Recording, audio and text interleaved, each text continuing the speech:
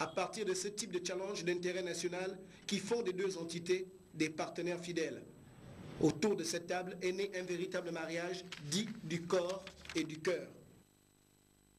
Parlons à présent de la vie des syndicats. Le bureau directeur du syndicat de la première chaîne de télévision a été face à la base ce matin à l'auditorium de la maison Georges Raouri au centre de l'échange, le compte rendu et des rencontres avec le ministre de la Communication et les questions diverses. Bélin Bekita Makuka, Fidèle Miko. Faire le compte-rendu des activités du syndicat de la première chaîne au cours de ces derniers mois, notamment la rencontre avec le ministre de la Communication en date du 18 mai 2011, focus de cet échange avec la base. Pour les agents du secteur communication qui estiment être toujours relégués au second plan, une décision s'imposait. Les conclusions n'ont pas plu à l'Assemblée générale parce que l'Assemblée générale s'attendait à entendre la date de paiement de la prime vestimentaire, par exemple, qui est le dossier le plus avancé. Il s'avère que nous, bureaux, nous n'avons pas de date à fixer parce que nous ne sommes pas ceux qui sont chargés de payer cette prime.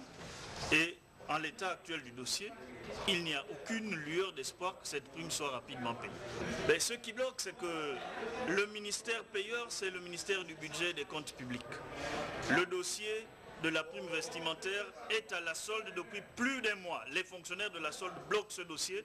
Jusqu'à présent, nous ne savons pas pourquoi. Le ministre de la Communication a demandé au ministère du budget l'organisation d'une réunion avec ses super fonctionnaires pour que le ministère de la Communication sache pourquoi on ne liquide pas ces droits des communicateurs. Notons que depuis plus de 5 ans déjà, aucune revendication tangible posée par les différents syndicats du secteur communication ne semble avancer. Actuellement, les regards de tous les agents sont donc rivés vers les autorités compétentes.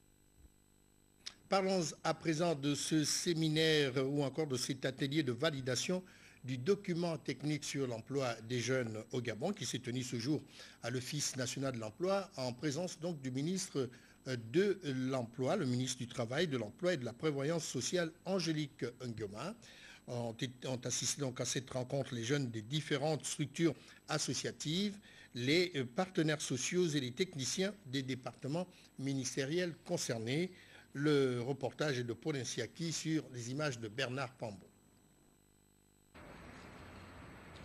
Le problème de l'emploi des jeunes au centre d'un atelier de validation du document technique sur l'emploi des jeunes. Cette rencontre fait suite aux instructions du chef de l'État lors du Conseil des ministres de Makokou qui avait instruit le gouvernement d'organiser une large concertation autour des questions liées à l'épineux problème du chômage des jeunes et à l'emploi des travailleurs étrangers. Angélique Ngoma, le ministre du Travail, de l'Emploi et de la Prévoyance sociale, a, dans son adresse à l'assistance, spécifié l'importance de la tenue d'une telle rencontre.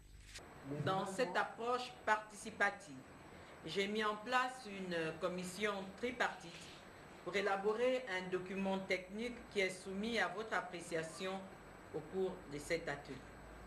Votre présence effective réconforte le gouvernement dans le respect des décisions du Conseil des ministres de Makokou et augure des résultats encourageants attendus par le président de la République, chef de l'État. Elle témoigne, si besoin en était encore, de tout l'intérêt que vous accordez à l'implication des jeunes dans le développement du pays. La recommandation du gouvernement est d'ouvrir un dialogue avec cette frange de la population afin de recueillir ses aspirations et de proposer des mesures adéquates visant à endiguer le chômage de ces jeunes.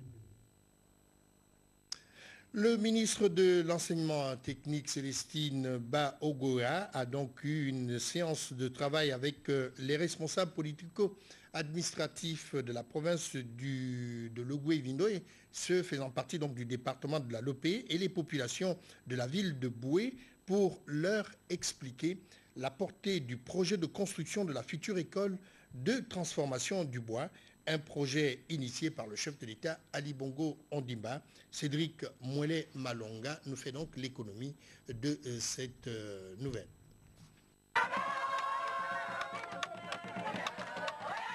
En visite de travail à Boué sur le site devant abriter la future et première école spécialisée dans la transformation du bois, Célestine Baogewa, le ministre en charge de l'enseignement technique, a saisi cette occasion pour expliquer aux populations le bien fondé de ce projet qui devrait permettre à cette ville d'amorcer son développement.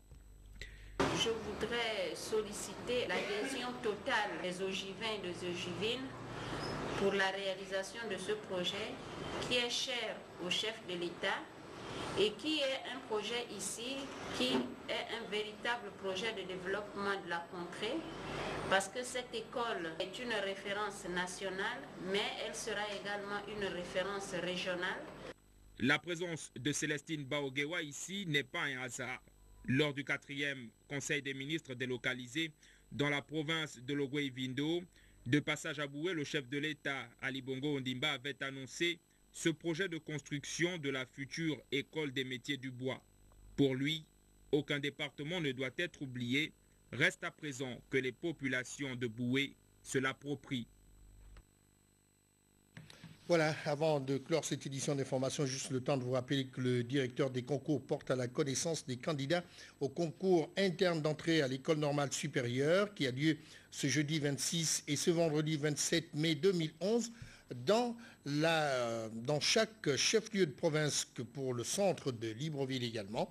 Il se déroulera au lycée d'application Nelson Mandela et à l'école d'application de l'ENS, assise donc en face de l'université Omar Bongo. Le programme comme suite, la journée du jeudi, 8h, 11h, pédagogie générale, 13h30, 17h30, pédagogie pratique. Et puis vendredi 27, 8h, 11h, culture générale. Les candidats se présenteront munis d'une pièce d'identité valable pour participer à ce concours. Et puis le président du fan club, Daniel Cousin, convie donc tous les fans à une rencontre très importante ce samedi à 15h30 au hall du ministère de la Culture et des Arts face à la direction du PMUG au centre-ville.